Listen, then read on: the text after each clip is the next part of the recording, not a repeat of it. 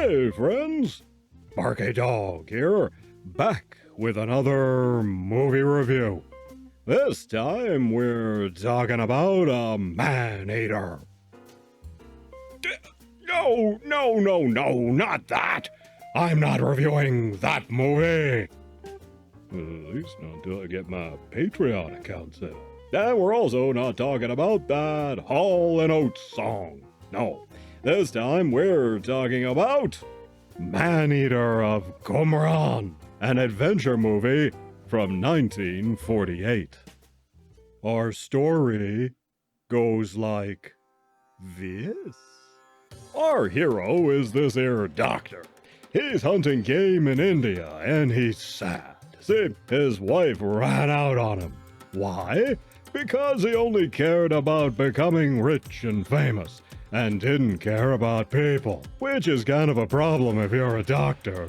He's a good doctor, mind you, top man in his profession and all. In fact, he's reached a level where even this local doctor in India has heard of him. But while he does a good job doctoring, his patients are just sort of numbers to him, a means to an end. So, he's a loser. His wife up and left and gave Dr. Dumbass a terminal case of the SADS. So he's doing the boo-hoo samba, and now he's out running around shooting big game in India, trying to find his humanity by killing animals. Now one day he's out hunting a tiger and takes a pot shot at one. He doesn't kill the tiger, but injures the tiger's paw. Now it's getting on towards dark, and Dr. Dopestick decides, I don't want to bother hunting this tiger after dark, so let's go home, leaving a wounded tiger to suffer. Pretty irresponsible. Well, as it turns out, this here tiger can no longer hunt in the regular way on account of being injured, so he has to go after easier prey, and that means chomping on humans. Meanwhile, our dreary doctor decides to go home to the States and give up doctoring, probably just as well. But as fate would have it, he comes down with a case of malaria and has to stay in the local hospital for a while. Eventually, he's able to get on his way, but this here tiger has been terrorizing the countryside. Our hero passes through a native village and finds it deserted. The tiger has driven away the locals he hasn't eaten. But then, he finds this kid out in the jungle who's been made an orphan by Tony. Dr. Downer doesn't care, of course. He just wants to go home. But he carts this kid to another village to unload him on the natives there. But the tiger has been hassling these people too, who just want to farm and get on with being villagers. Dr. Downer dumps the kid and is back on his way home when the tiger attacks the chieftain's son's chick, and they convince Dr. Downer to return and save her life, which he does, reluctantly. But soon he realizes the tiger is the same one he took that pot shot at, and now he has to take responsibility for being a careless jackass and stop Tony the tiger from killing any more people. Can our dreary doctor stop Tony the tiger? Will Dr. Dumbass make good for once? And what of this monkey? In our cast, we have Wendell Corey as Dr. Dumbass.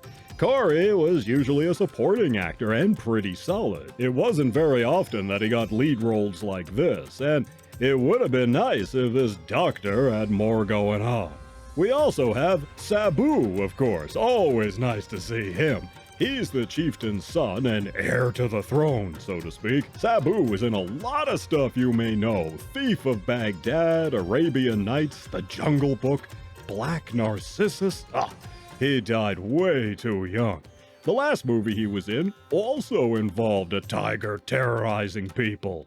A Tiger Walks, a Disney movie from 1964, starring Brian Keith and Vera Miles. I don't know, I might have to track it down and review that one. Joy Page plays Sabu's wife and prospective Tiger Chow. Her mom was married to Jack Warner, which gave Joy an in to movie making. Her debut was in Casablanca, no less. She played the newlywed Reno who is trying to blackmail into having makeouts. There's also this guy, Morris Carnovsky, as the chieftain. Morris here was a big commie and got himself blacklisted. Unlike most of the victims of the Hollywood blacklist, like Larry Parks, it's a little hard to feel too sorry for this guy. He was big into commieism, all for it. And when he got blacklisted, he went to Broadway, where there was no blacklist, and he was hella successful.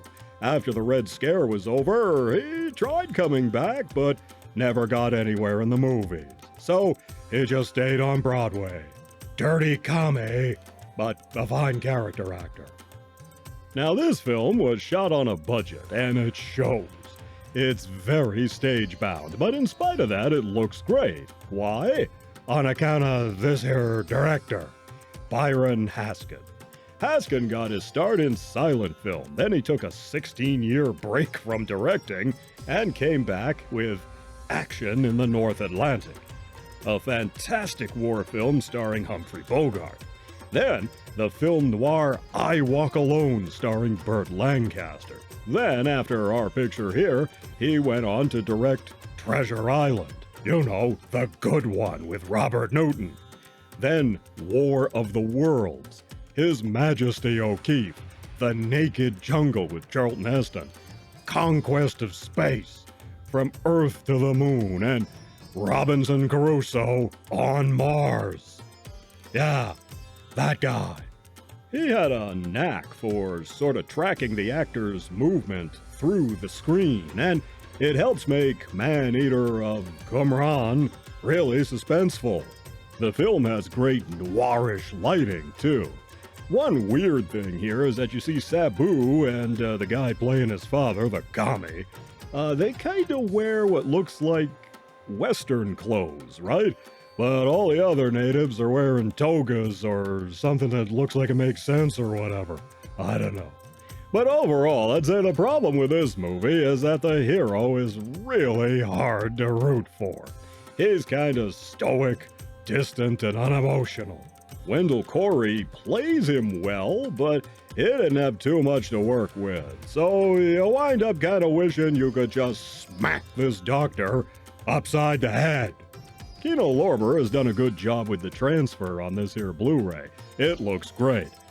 So is this movie worth a watch? Sure, it looks good, it has some suspense, it has Sabu and Wendell Corey in a lead role, and it's well directed. So I'm giving the Man-Eater of Kumaon 2.5 paws up. You take care of yourselves, and I'll see you in the next one.